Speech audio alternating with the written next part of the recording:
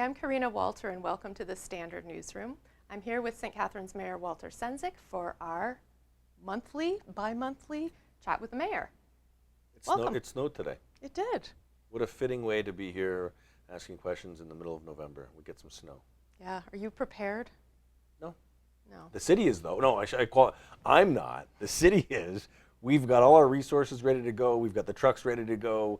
We've allocated the dollars, but I'm not ready. No. It seems too soon. Too soon. And especially after you just came back from the Netherlands. Yeah. I wanted to ask you about that because we have Remembrance Day coming up.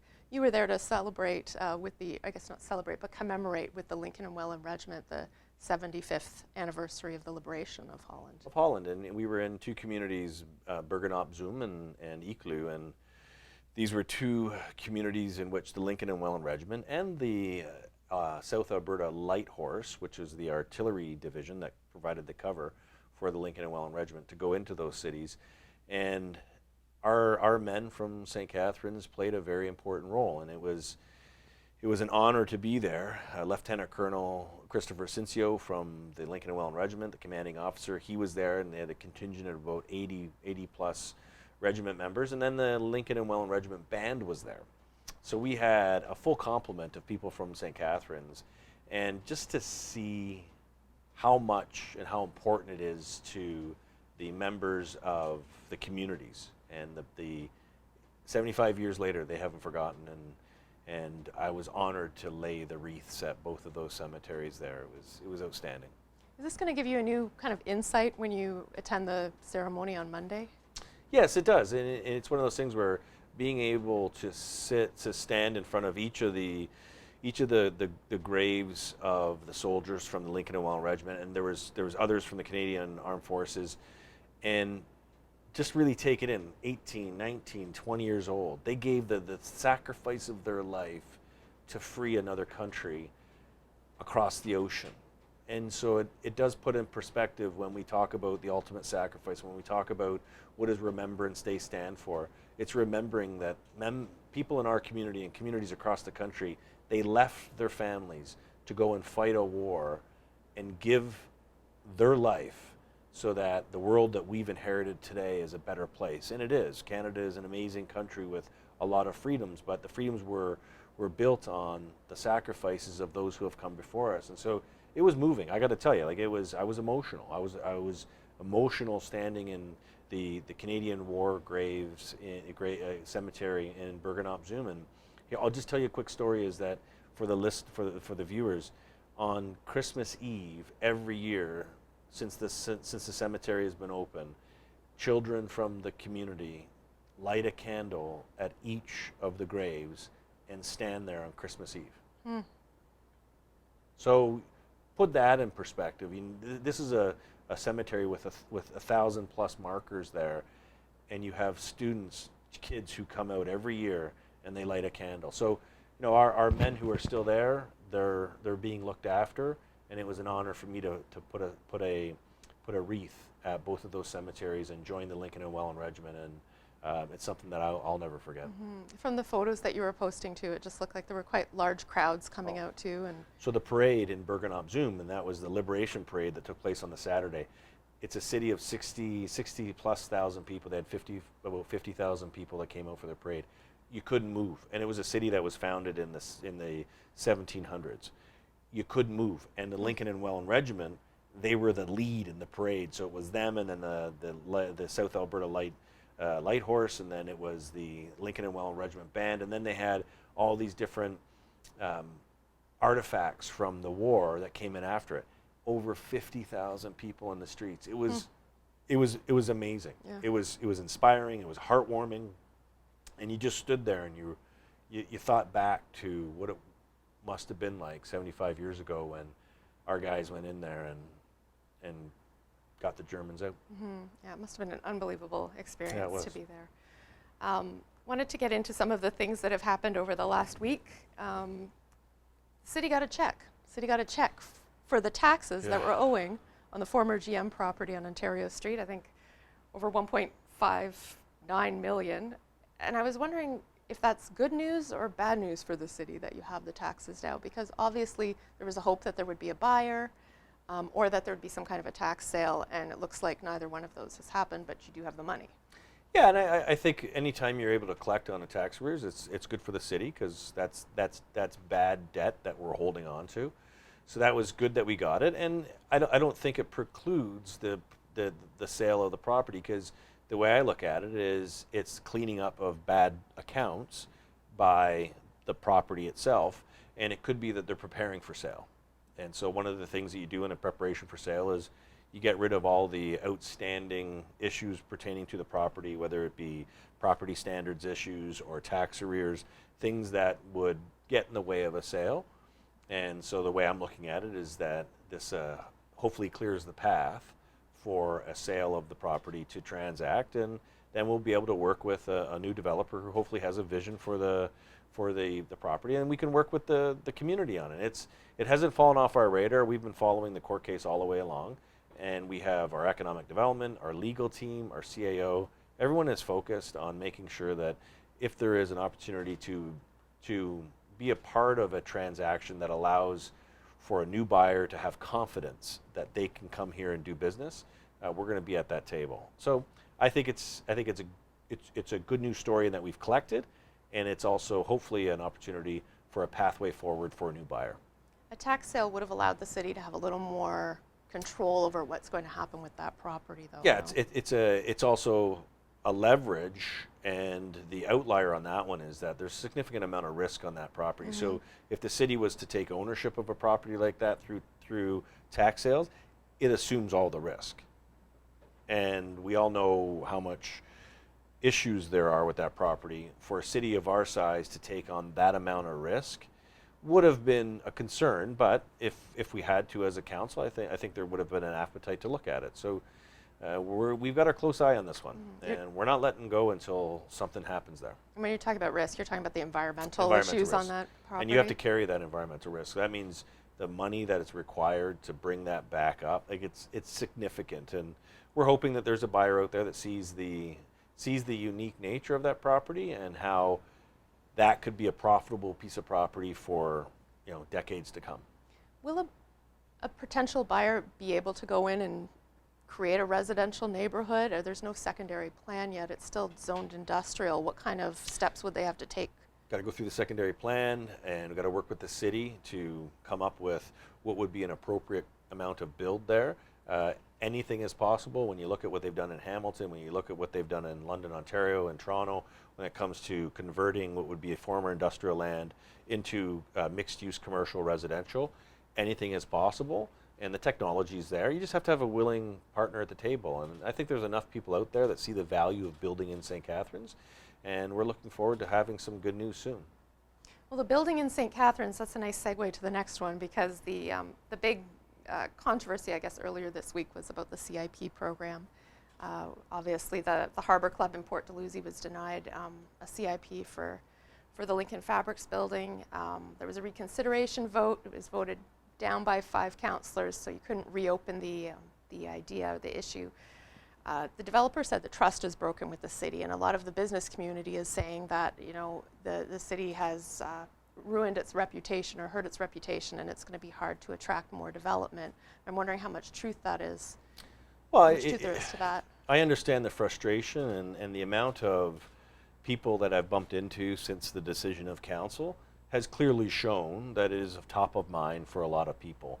And it's business people, it's people who want our community to be successful, it's people who have retired to our community. So it's not just one group of people that are saying they're concerned about this, but it is a large enough group that we are taking it serious, and we understand we've got some work to do. A minority of council made a decision not to revisit something that could have shed more light on why this is important, how come consistency is important, making sure that we're not picking winners and losers, and it would have given a council an opportunity to discuss further and put the positions out there. We don't know why certain councillors didn't even talk about why they didn't want to support a project or not. And so that's important for the public to hear. And so that was voted on, and we're not going to be able to talk about it. But I think now we have to look and pivot towards supporting business. And so one of the great news stories of Monday night was there's an infilling project that's taking place at the old Memorial School on Welland Avenue, and how that should have been the news of the day, is we're adding new condo units, townhouses into the heart of our city. It'll create an even more walkable city. It's on a transit line. It's close to the downtown, so they can walk to the Meridian Center and the market and the First Ontario Performing Arts Center. And that is the kind of city designing that we're doing. And that should have been the news of the day. But unfortunately, it wasn't, because we got caught in this other issue that has turned the attention away from all the great things that we're doing. So we've got some work cut out for us, and we're revisiting the CIP program, and in doing that, we got to keep brownfield in there. We've got to keep heritage preservation in there. And I guess the frustration that a lot of folks are saying is the Lincoln Fabric site, it was a 100-year-old factory. There's land issues around contamination there. It is a 100-year-old landmark. There's heritage pieces in there that we're looking to protect. So the criteria of a community improvement program, it checked the boxes, and yet it was denied by, members of council. And having it being denied, you're saying, well, I guess heritage doesn't matter and brownfield redevelopment doesn't matter, but it does. And so we've got to look at our CIP, and we've got to create the criteria so that we don't lose focus of the importance of affordable housing, but also brownfield redevelopment, because we've got the GM site coming up, and we've got to look at heritage preservation and making sure that we're partnering. I'll just say this, Karina, there's a lot of misinformation about CIP.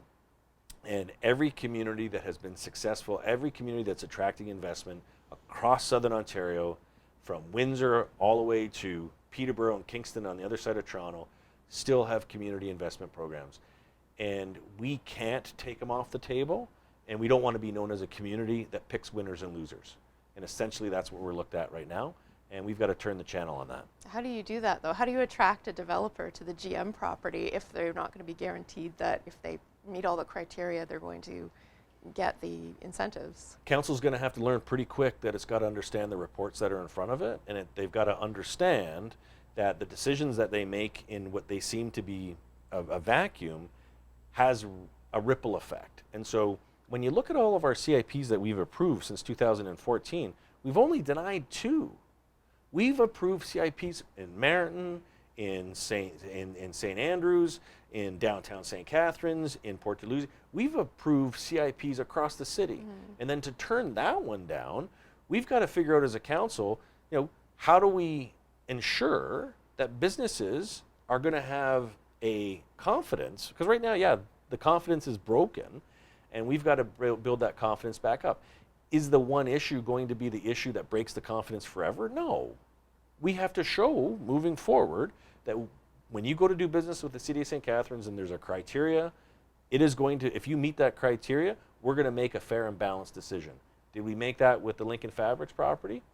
If you listen to the public, no, we didn't. So we've got some work cut out for us, but I'm confident we've got a strong council. I'm confident that the council will come together, and we're going to make sure that the projects that are moving forward, that there's going to be an opportunity to partner with the City of St. Catharines. Okay.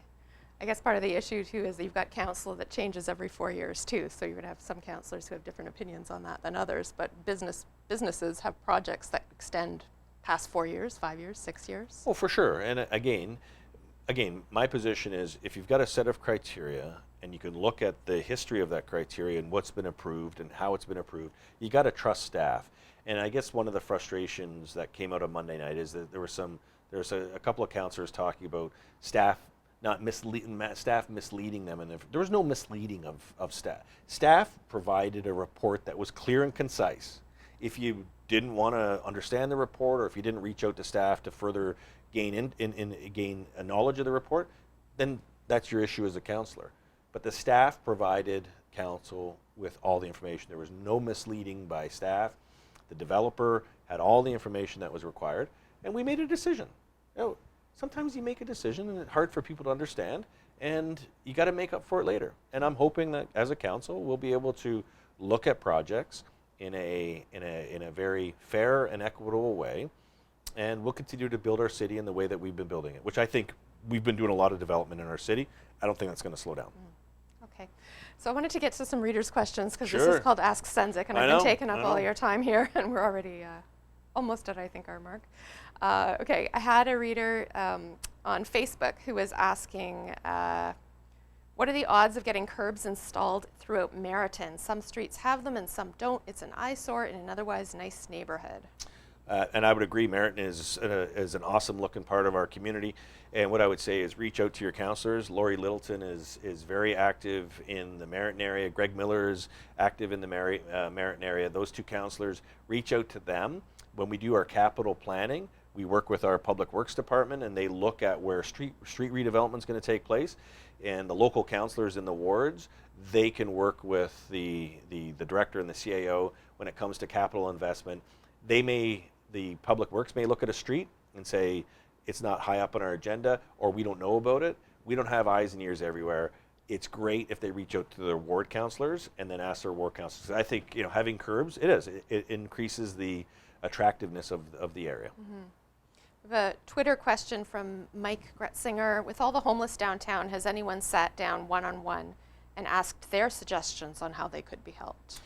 Yeah, that's a great question because I think a lot of folks look at the homeless issue and they don't see the front lines detail work that's going on. And there is a lot of engagement with the homeless in our community, whether it be Start Me Up Niagara or Community Care, Bear Clan. There's a lot of different groups that are working with our homeless, but we're also using a new program. It's a new initiative called Built for Zero, and Built for Zero is exactly like that, where instead of looking at homelessness and those who are experiencing homelessness in a holistic or systematic way, it's about working with the homeless and the agencies that are supporting them and building individual care plans and then following those care plans through. So it's using data to track where the homeless person is going, the services that they're getting, and making sure the services are all connected appropriately so that that person is actually getting the help that they need. Mm-hmm. Built for Zero has been very successful across the country. It's started in the States, and it started as a program to help veterans. So we've adopted it here, and I'm confident we're going to start seeing some positive results, but it goes back to Mike's question where it's about making sure that we're working with the individual homeless person, not treating the whole homeless issue as a one symptom approach. Mm-hmm. Tim Nemeth on Facebook asked about all the traffic everywhere you go in St. Catharines all year long. Last week it was the lane closures on the 406 South. What about the on-ramp closures all summer long? Traffic flow is crazy and unsafe, and the flow of traffic is restricted everywhere. Yes, it's frustrating. I'm not going to sugarcoat that. There's a lot of construction. MTO is the driver of a lot of the frustrations because of the on and off ramps that are closed. We've been told that by the end of November, the on-ramps will be open. They'll be open for the wintertime in those areas where more construction needs to take place. They'll be open for the wintertime, and then come spring, any other ramps that still need work will be closed again. So we'll have a reprieve of what we've experienced. But I will say this, once we get through this construction period, we'll have a 30 to 40 year horizon of repaired bridges throughout St. Catharines, repaired highway off-ramps and interchanges throughout St. Catharines, and we're not going to have to deal with it again.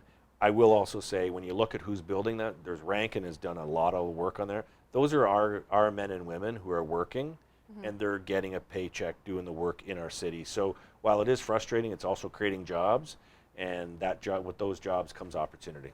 Okay. One more, I know this is rapid fire. Someone was asking about what are the rules for eligibility when looking for monies from the city? The example they're using is if they wanted to start a community garden. Yeah, it's through our website. We have a fund for community garden. You'd go through, I believe it's the Green City Committee that looks at the applications, but there is an application. You'd go online and you can either do a search of community garden grants, or you'd get in touch with Citizens First at the City of St. Catharines, who will get the information for you. We do have funds set aside for anyone looking to start up community gardens.